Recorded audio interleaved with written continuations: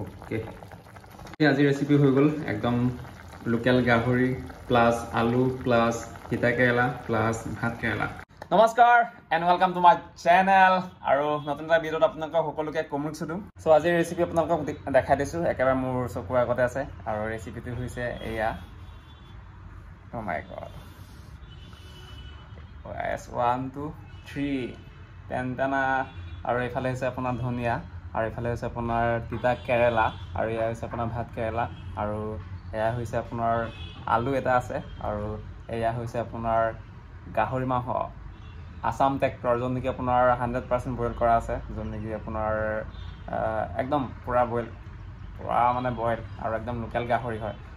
আৰু এইফালে আছে আপোনাৰ ক'ত গ'ল, আৰু এইফালে আছে আপোনাৰ আদা, আৰু এইফালে আছে আপোনাৰ নহৰু, আৰু এইফালে আছে আপোনাৰ একদম বি জলকীয়া এটা। চ' একদম এটাকে দি দিম আৰু খাই ভাল লাগিব জ্বলা। ভাত কেৰেলাটো আপোনাৰ মাজেদি কাটি লোৱা হওক।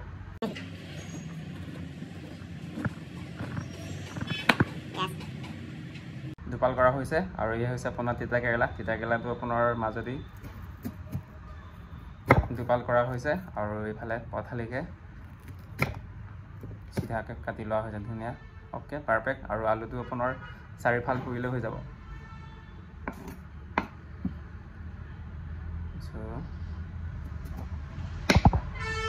Yes.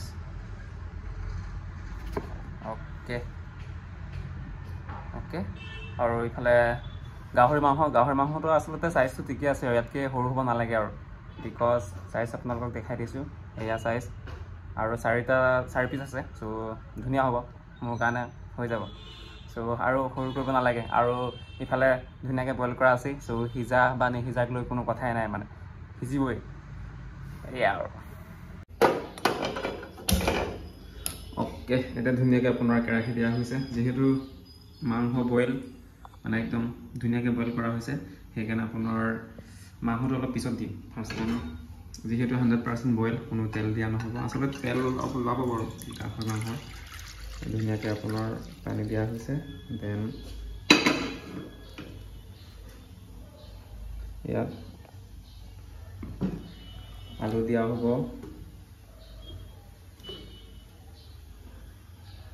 আপোনাৰ তিতা কেৰেলা দিয়া হ'ব এটা, দেন ভাত কেৰেলা এটা দিয়া হ'ব, আৰু ভাত কেৰেলাটো অলপ ডাঙৰ হৈছে, কাটি লোৱা হ'ব।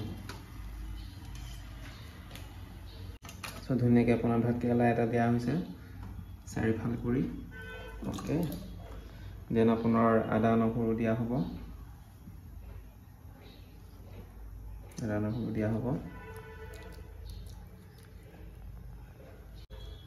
অ'কে। আৰু দিবলৈ আপোনাৰ ৰাখি থাকিলে ধনিয়াটো এতিয়া দিয়া নহ'ব, একদম লাষ্ট সময়ত দিয়া হ'ব। আৰু অলপ হালধি দিয়া হ'ব, অ'কে, দেন নিমখ দিয়া হ'ব,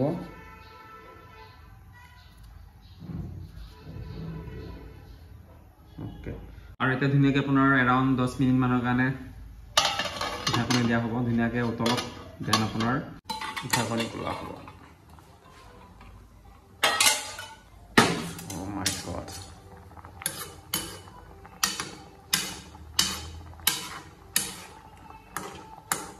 আপোনাৰ গাহৰি মাংস দিয়া হ'ব ধুনীয়াকৈ। My God.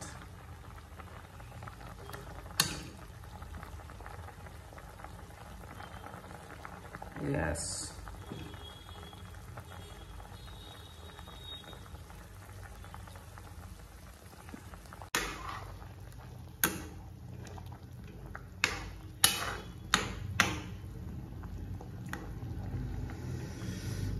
আচলতে আপোনাৰ আলু আৰু যি ভাত কেৰেলা বা তিতা কেৰেলা দিয়া হৈছে অলৰেডি সিজিছে, আৰু 60% মান সিজিছে, আৰু চাগে এৰাউণ্ড 10-15 মিনিটমান থৈ দিলেই চাগে আলু আৰু ভাত কেৰেলা তিতা কেৰেলা সিজি যাব মানে।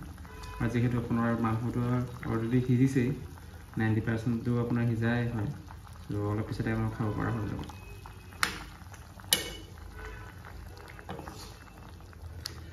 মাংস টুকুৰাবোৰ কেনেকুৱা লাগিছে? অলপ ডাঙৰ লাগিছে নেকি বাৰু? নাই, ঠিকে আছে। আচলতে সিজোৱা আছে সেইকাৰণে অলপ ডাঙৰকৈ কাটিলোঁ, একো নাই। যদি সিজোৱা নাছিলে, যদি কেঁচা হোৱা হ'লে অলপ সৰু সৰুকৈ কাটিবলগীয়া হয়। আৰু এতিয়া ধুনীয়াকৈ আপোনাৰ জলকীয়া দিয়া হ'ব, আৰু জলকীয়াটো আপোনাৰ ধুনীয়াকৈ বি জলকীয়া এটা দিয়া হ'ব। অলপ কাটি লৈছোঁ আৰু টুকুৰা টুকুৰকৈ।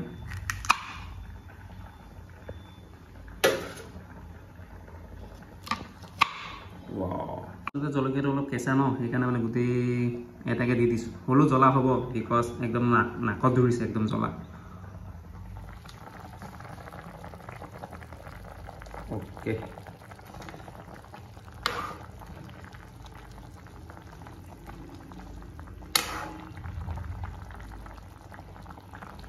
আৰু এতিয়া বি জলকীয়া এটা দিয়া হৈছে, আৰু এতিয়া এৰাউণ্ড 10 মিনিটমানৰ কাৰণে ঢাকনি দিয়া হ'ব।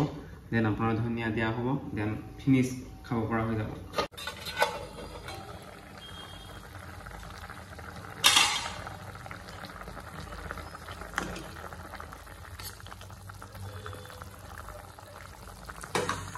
চ' আই থিংক চাগে হৈ গ'ল চাগে, এতিয়া ধনিয়া দিব পাৰি আৰু।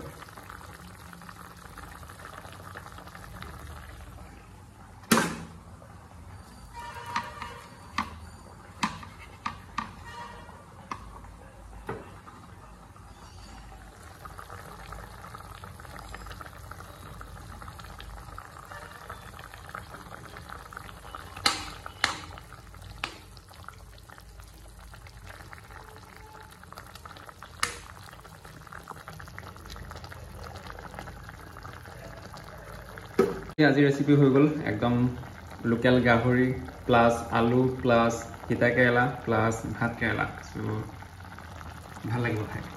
এতিয়া অফ কৰি দিয়াই ভাল আৰু। এতিয়া ধুনীয়াকৈ আপোনাৰ চব্জিবোৰ এটা বাচনলৈ উলিয়াই লওঁ। ৱাও, মজা হ'ব না?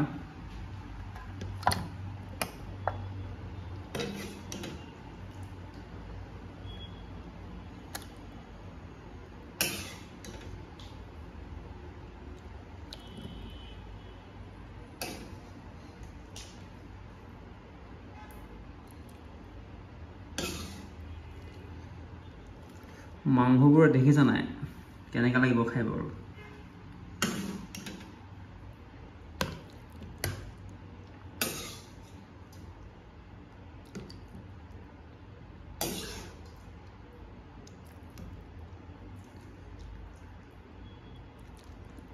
Okay.